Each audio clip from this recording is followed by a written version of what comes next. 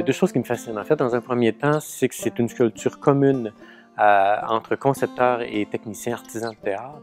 Et ça, c'est fascinant parce que chacun met sa main à la pâte et peu à peu, on voit s'élever cet amoncellement-là. Chaque endroit, chaque objet a son endroit précis, il y a une volonté de placer les objets qui est très intéressante et qui crée une œuvre commune. Donc, c'est vraiment une sculpture qui se développe aussi avec les comédiens, avec la mise en place. Les comédiens bougent beaucoup les objets, donc il y a une intervention aussi des comédiens là-dedans. Donc, c'est vraiment un travail d'équipe formidable.